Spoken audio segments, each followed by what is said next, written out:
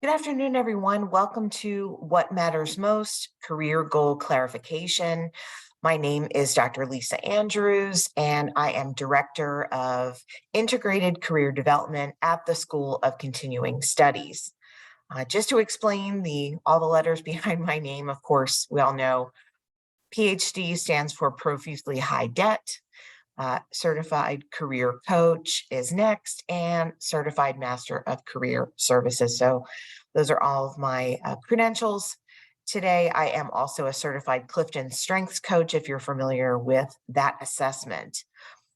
Before I begin, I wanted to let you know what services I offer to students in our school so that you can then take advantage of those services. Now, for those of you in data analytics, data science, digital marketing strategies, and finance for non-finance managers, I do offer one-on-one career coaching.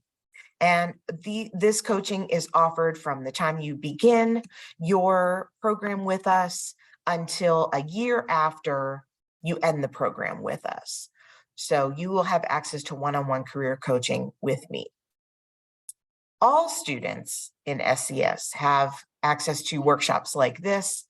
I will be offering 8 of them throughout this semester. Also, I will be offering alumni as well as employer events, and all of those events would be open to all students, not just the 4 programs I mentioned a moment ago. So feel free to reach out to me after the program is over to schedule career coaching.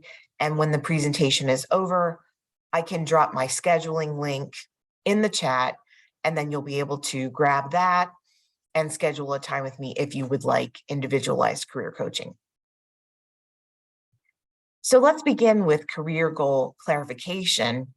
And really, my workshops are designed to be taken in order, with career goal clarification being the first. Some people may wonder, do I really need to know exactly what I am wanting to do before I embark on a career search? Can I just kind of jump in there and go? And really, it's best to have a focused career search, a focused job search. If you don't have a focused job search, we all know job searching is kind of an arduous task to begin with. If you don't have a target or what you're looking for, it's really hard to throw that dart at the dartboard when you don't know what you're aiming for, because you have to be able to sort of narrow down that funnel before you can begin developing search terms, let's say, to enter into online jobs databases. Certainly, to be able to then find those jobs and tailor cover letters, you really have to be able to articulate exactly what it is you want. So I'm hoping this workshop will really help you not only clarify your career goal, but then also launch into your career search by developing your contact list. So let's move forward from there and get started. So really, it's a 5-step process for goal clarification. The first is to define your dream job and be specific as possible, which I'll talk about in a minute. I think it's good to look at this as look at your dream job.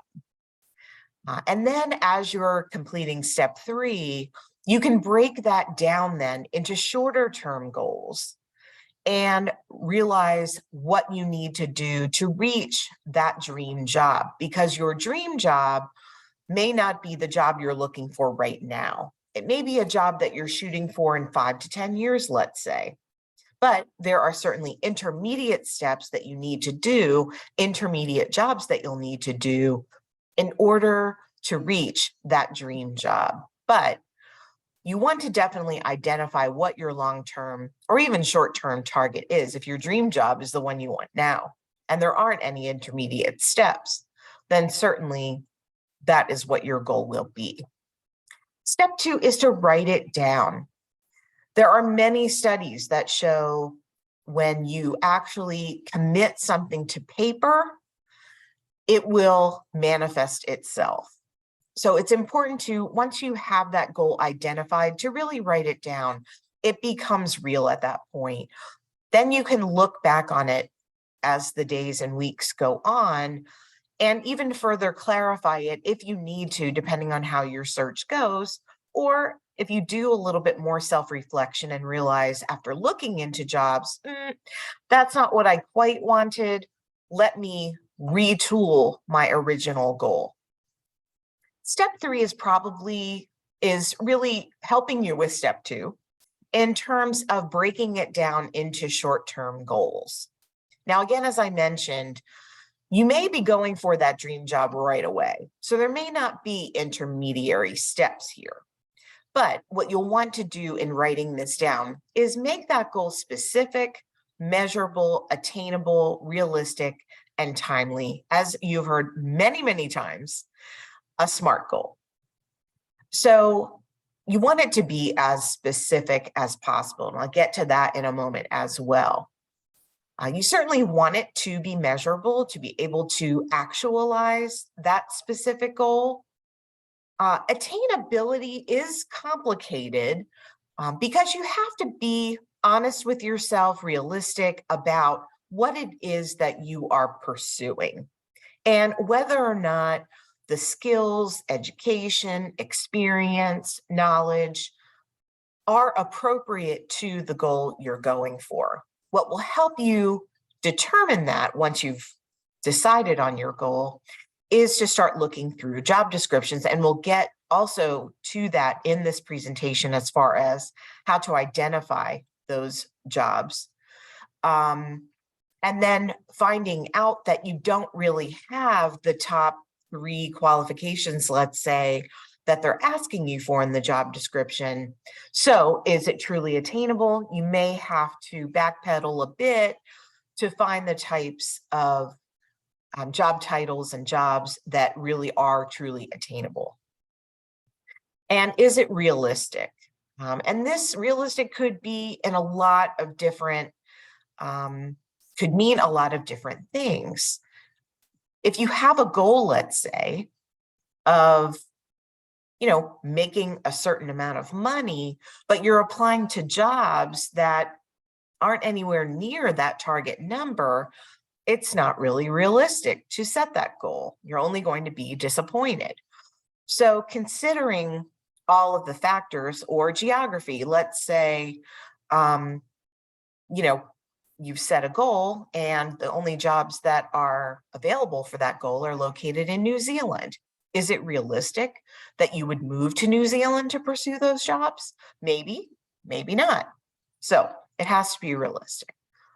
And timely is important as well. When I work with clients, I like to ask them, what is your timeline? Do you need a job right now? Are you looking at second quarter, third quarter? Are you looking at before the end of this year? What is your timeline? And commit to that timeline, because that will then help you set intermediary goals of how many applications you're going to send out, how many networking contacts you're going to need, what schedule you're going to use to contact those folks, and so on. And again, to reiterate, in step 4, make sure that goal is measurable. So I'm really reiterating that here, so that you can truly have a goal that is able to be found, I guess, is what I mean by measurable. So this goal is actually out there. This job is actually out there. You can see it and it's there. And then lastly, create your action plan. And the timely part of your goal is truly, it ties into the timely aspect of your career goal in creating that action plan. Now, what does a goal statement look like? I hear from a lot of people this first goal statement, something in data analytics. Okay, well, that's okay. However, it's way too broad. In this case, your target is sort of the side of a building as opposed to, a dartboard, which is really where you want your career goal to be. And I see this a lot in people who are taking our boot camps or certificates and they're fairly new to the field. So they just say, something in data analytics, but I'm not really sure. You have to spend time clarifying what it is that you want and thinking about what it is that you want, reading job descriptions, developing search terms, and so forth, so that it becomes the second, more correct goal statement, which is business process analyst position in a mid-sized company who contracts with government agencies in the Washington, D.C. area by July 1, 2023. This goal statement has all of the elements of the SMART goal descriptor, okay? It's very specific. Business process analyst position, mid-sized company, contracts with government agencies, where it's located, and then timely, July 1, 2023. So it includes all of the elements of the SMART goal process. And it really gives you a true direction because now you've narrowed your funnel down and you're able to do searches on a variety of these terms. You can search on business process analyst. You can develop your list of companies, which we'll come up with later, the mid-sized companies that have contract with government agencies. You narrow your search to the Washington, D.C. metro area.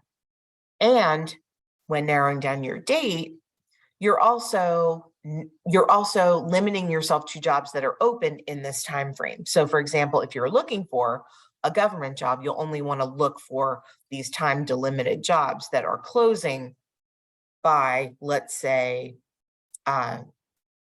May or June, so that you'll have time to get everything done before July 1st. So you might be thinking, well, really, how do I do this? How do I clarify what it is that my goal is going to be? And I'm saying here that clarifying your goals is about staking your claim to what you believe is possible for you. And that's given your background, your vocational history, your educational history, your skill set, your strengths, your knowledge, your abilities, and let's not forget your interests.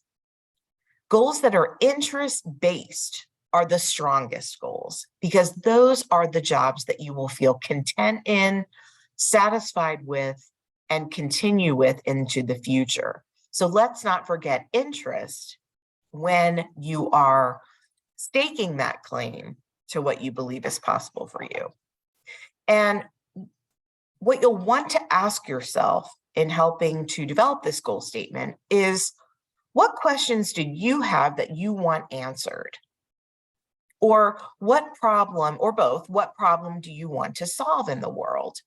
This will really help you clarify your goal statement. You want to see a need in the world that you want to help answer. You want to help solve whatever business problem it is that's going on. And this will help you develop your LAMP list, which we're going to talk about later. What organizations or companies are solving those problems or tackling those issues? So that will help you then zero in on the places you should be looking at and pursuing actively, and pursuing the people within those organizations that can help you get to where it is you would like to be. So have these questions kind of in the back of your mind when you are, which will help you develop that specific goal that you're looking to pursue.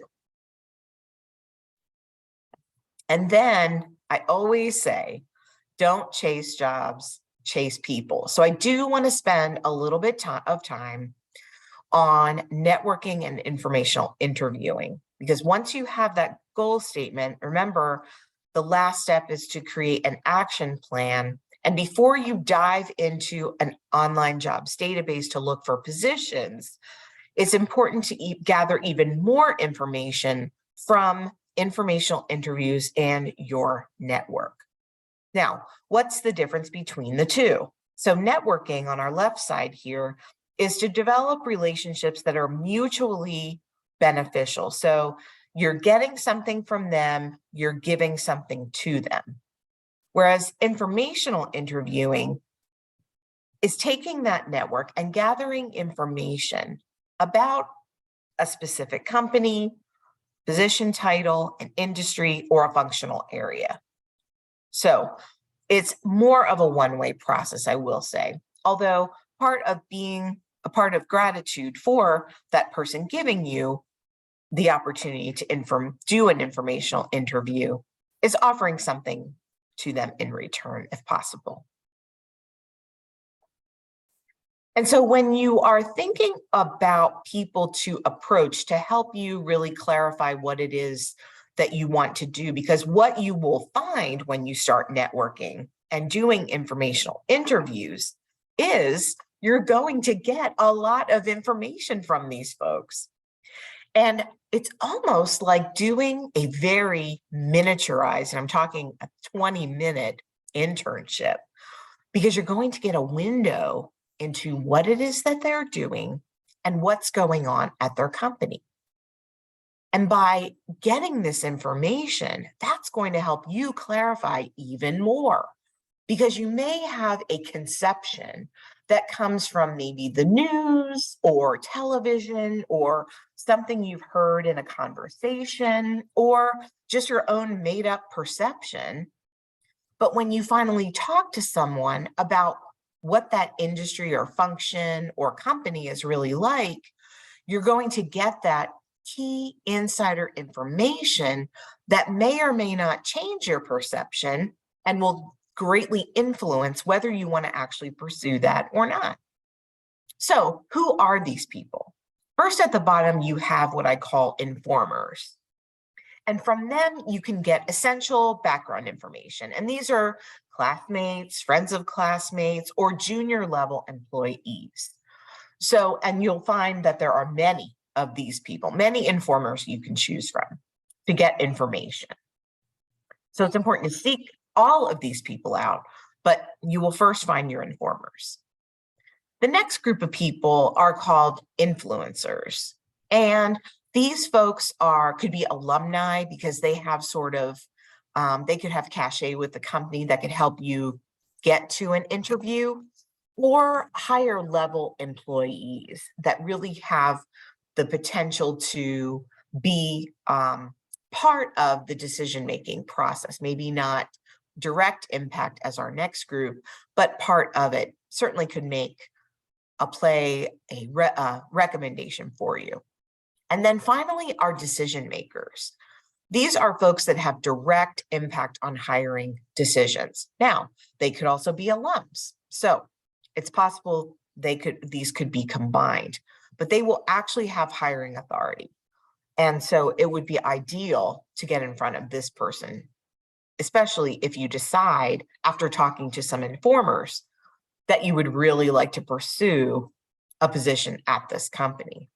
It's important to get in front of an influencer and then ultimately a decision maker. And most of the time, these influencers will help you do that.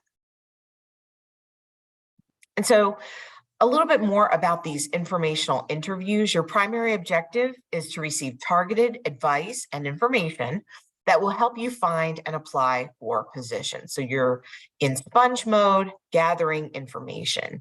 You're really learning more about an industry, a company, job opportunities, and especially work environment. And I know I talk these days a lot with people about work-life balance. So you can do kind of pre-interviewing with the company and find out about what the work environment is really like.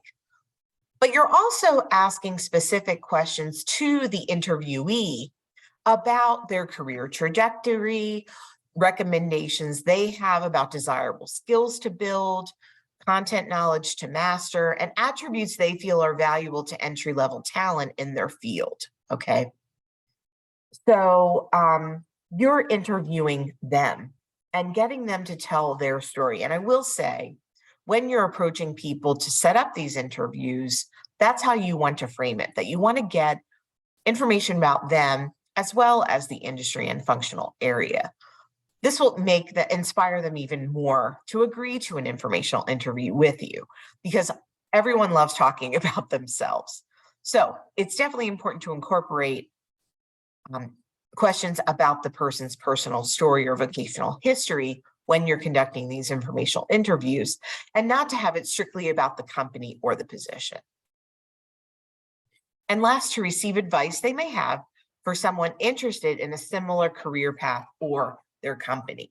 So you really are seeking out advice, seeking out information, seeking out their perspective on how you can get to where they are if ultimately you decide that's where you would like to be.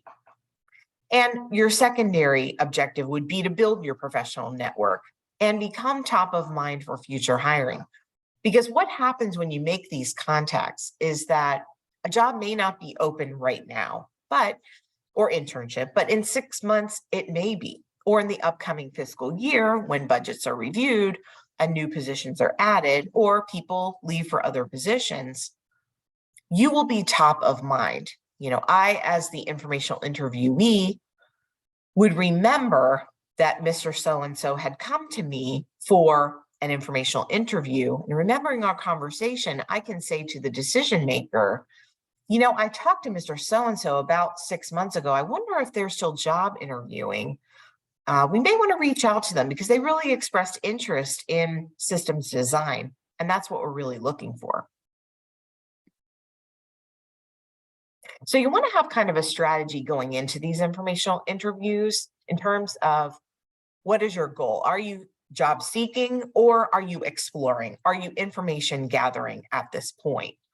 And when you're developing your career goal, questions will come up in your mind. So the next thing is, what information do you need to help you clarify your goal and to help you get more knowledge about where you need to go next? So what information do you need to help you?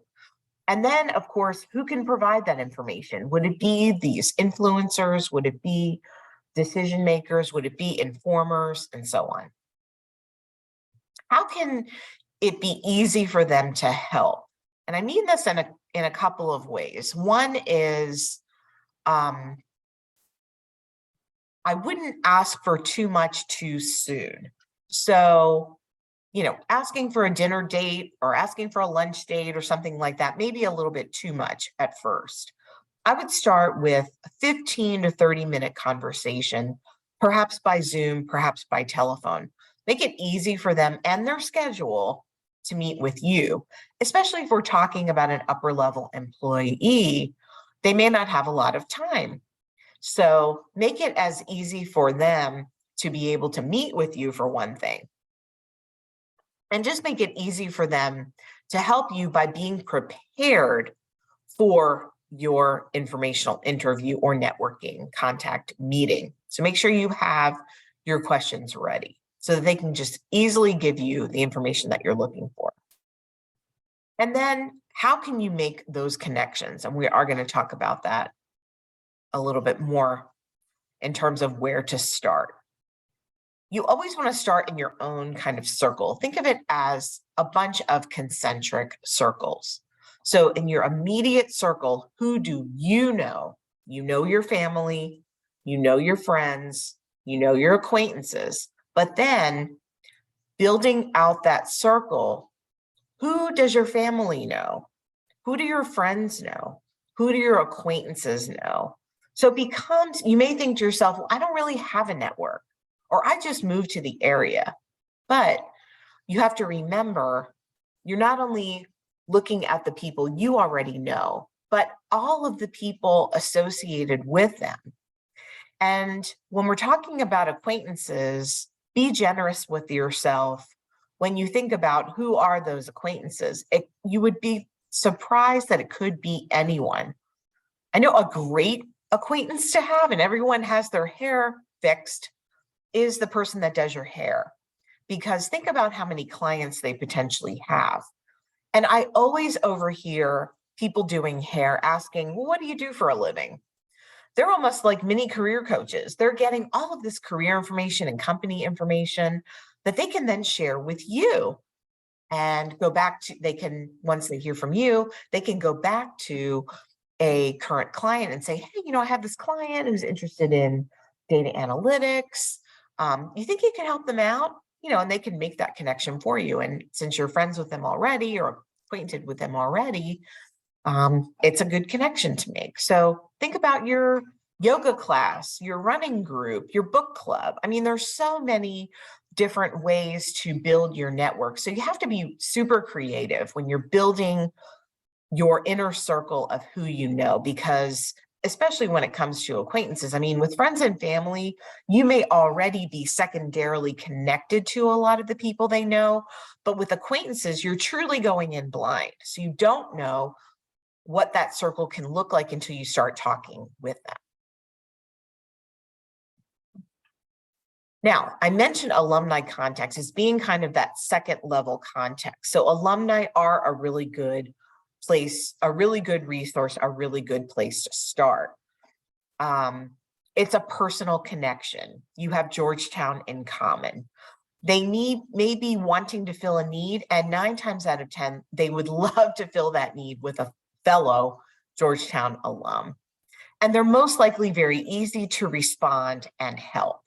So it's very likely, that they would be able to help you, very easy to respond and so on, because it's a warm contact.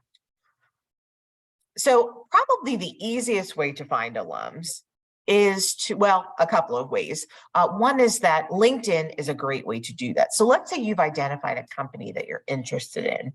Let's say it's Mathematica, which is a data analytics company, among other things. What you can do is go to LinkedIn, type in Mathematica in the search bar, and then type Georgetown University. What will happen is everyone that has Mathematica in their employment history, as well as Georgetown University in their education history, is going to pop up in your search. Makes it very easy then to find out who those alums are at that specific company. So that's the first and easy way. Also, very important to be involved with Georgetown. Anytime there are events, attend them, because there are going to be alumni there, especially if they are alumni events. So very important to stay involved with Georgetown and be aware of events that are happening. More warm contacts besides alumni include your class networks. Because don't forget now, the profile of our students are working adults. So you may have a person who is taking a boot camp because they want to move up in their company. So what happens is their position is now vacant. So you could backfill that position, for example. Your faculty are all industry professionals. Feel free to reach out to them. All the faculty I talk to are willing to be a contact for you. At least connect you with someone that can be a contact for you. Potential staff, such as myself, some student organizations possibly, and employer presentations that I'll be hosting throughout the semester. We could have industry days, information sessions, anywhere there will be employers there. That's a warm contact that have already been facilitated through Georgetown. I mentioned LinkedIn, great way to find those warm contacts, and I'll talk a little bit more about LinkedIn in a few minutes. But also social groups can be a good warm contact, because again, you already know the people. So you're not having to break the ice. It's already an easy conversations to have. And one really important source is professional associations. And since most of us live in the Washington, D.C. metro area, if you do, you know that I would say 80 to 90% of professional associations are headquartered here. So they're going to have a DC chapter or a Virginia or Maryland chapter. Now, this is especially important if you're looking to enter a new field. If you're coming from a different field and you want to enter a new field, a professional association is a great way to do that, because that is where all the people that have been in this industry for a while are located, and they're going to have events or chapters that you can join, and as students, most likely for free or at a very discounted rate, and then you can attend their events, attend conferences, volunteer at the conference. Then you're put in direct contact with people. You can look at name tags and say, oh, you work at Mathematica. I would love to work there. Can we talk? Can we have coffee when my shift is over? And so on. But also you will have to generate new contacts. So this could be through face-to-face or virtual meetings or presentations you attend. You see someone, set up a follow-up. I mentioned LinkedIn here in terms of premium membership recommended. Okay, if you are job searching, you really should upgrade to a premium membership, and here's why. As you know, with LinkedIn regular membership, if you want to send someone an instant message, you have to be connected to them already. So what ends up happening is, you click that button to send an instant message and they say, do you want to connect? So you have to send them a connect request before you can actually send them an instant message. So what's better is with a premium membership, you bypass that. You can instantly send them a message once you have found them. And there are other benefits to premium, such as analytics as to how many have applied for the job, your level of qualifications for the job, and other curated information. You can send a letter, it still happens, or an email, or the dreaded cold call, which I mentioned here. So if you've looked up Mathematica, found some contacts on the website and make a cold call, but it still can happen. Now, what you don't want to do is actually come out and ask for a job. You're really seeking information at this point. And don't offer your resume, although have it ready in case they ask for it. So you don't want to be, too pushy, essentially. Remember, you're seeking information. You're seeking to add someone to your network. So if there isn't a job now, you will be top of mind for the future. So as I'm saying here, it can lead to future opportunities and keep you top of mind. So now that you've identified your career goal and you've done some informational interviewing, the strategy for pursuing your action plan is to develop what's called a lamp list. And a lamp list is going to give you essentially a blueprint for your job search. So what you'll do is start an Excel spreadsheet. And in your first column, you'll have L, your list of companies. What I want you to do is spend some time brainstorming. You'll brainstorm dream companies, you'll brainstorm or research companies that are being talked about. You can Google companies, companies that are talked about in the news, for example, or you can do a straight Google search of companies and generate a list, ideally 15 to 20 companies. So you'll just simply list them at this point without doing any editing whatsoever, just brainstorm and list. The next column is your alumni column. This is where you take those companies, go to LinkedIn, type them in as I mentioned, and find out if there are any alumni at those companies, and then identify them in your alumni column as a yes or a no. Then you would have a supplemental sheet to actually list those alumni and their LinkedIn profiles, let's say, for reaching out later. Then in your next column will be your motivation level, with 1 being not motivated at all to apply, and 5 being extremely motivated to apply. And this will come in handy in a little bit. And then positions in your 4th column. So that's the P. Are they hiring? Yeah, this is a yes or no column with a supplemental sheet listing the company website and or jobs databases with some links to potential jobs to apply for later if you're interested, depending on your motivation level, you see. After you have your lamp list completely filled out, then you'll start sorting and prioritizing. So you can use several different sorts.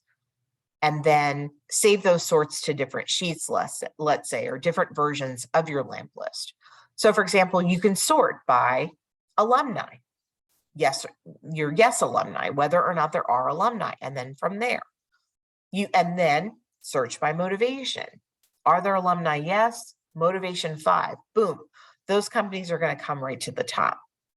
Or you can sort by alumni, yes. Positions, yes. Or you can just sort by positions, yes, and no other parameters. So you don't have to do a detailed search. It can just be, I only want to see the companies that have open positions, and I just want to dive in. And then, of course, after you have all of your sorting done, you can start reaching out. So here is a sample lamp list. You have your companies. I've used Mathematica several times. It's a great company. And this is fictitious, so I don't know if there are alumni out there right now. I'm sure there are. But yes, there are alumni there. My motivation is a 4, and yes, there are positions. So, and khaki. Okay, khaki, no alumni, a motivation 2, no positions. So then you can do your sorts and figure out exactly where you want to target your search. And so at this point, where I'll conclude the presentation, and ask if you have any questions. I will turn on the chat if you want to enter your questions into the chat. So let me open that up.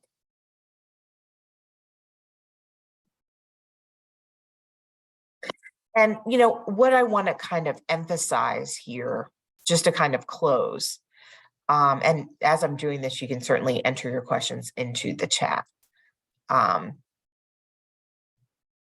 Emphasize the importance of having a goal in the first place. As I mentioned very early on, if you're just saying to yourself, something in data analytics, you are almost instantly going to get frustrated when you start to jump into your search, because you're going to get overwhelmed with the amount of possibilities that are out there. Or what will happen is there won't be enough possibilities generated by the searches you do if you just type in your search bar data analytics. You're going to get irrelevant matches because it's not specific enough. So it's really important to have that very smart goal in mind when you are searching for your next position. So I hope this was helpful. And again, for those of you in those 4 programs I mentioned, if you wanted to meet with me individually in order to go over your career goal with me or help you put one together, we can definitely do that. So I am seeing a question in the chat. Let's read it. Can you suggest some specific phrases to use when reaching out to a perfect stranger for an informational interview over Zoom if it matters? Well, I would kind of incorporate your elevator pitch into your pitch to reaching out to someone that is completely new to you, in terms of telling them very briefly, not your whole life story, and certainly not attaching a resume, but telling them a little bit about yourself, that you are, I am Lisa Andrews. I'm just finishing up the data analytics boot camp at Georgetown University. Now I'm looking into your company. Let's say you did your lamp list and your research, and they're a company that has and they are an alumni at that company. I'm reaching out to you because I'm very interested in learning more about your role at Mathematica. So again, appeal to their ego. People love to talk about themselves. Ask for them to share information with you about their background and their experience with the company. So, tell a little bit about yourself and then ask them to share with you information about them. And that will kind of ingratiate you with them, in that they are hearing you say you want to know more about them. It's very non-threatening, and you're not asking for a job. So I hope that was a helpful answer to your question. Again, being forthcoming about what it is that you're interested in. And then also giving them some time parameters that you are interested in, a 15-minute Zoom call or a 30-minute Zoom call or something like that. So just giving them some parameters. And again, as much as you can, make them feel good about what this meeting is going to be about, better off you're going to be.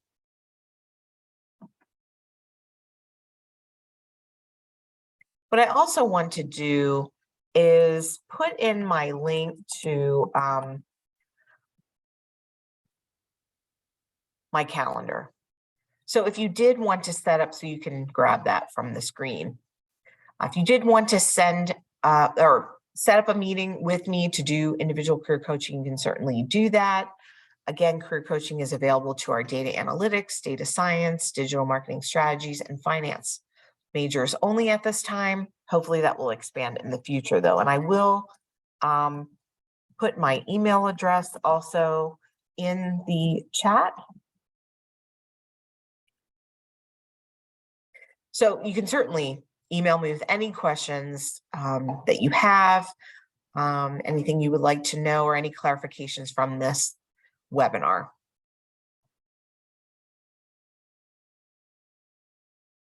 So again, I'm Lisa Andrews. Thank you so much for joining us this afternoon for this career goal clarification webinar. I hope it was useful and helpful to you, and I look forward to working with you in the future.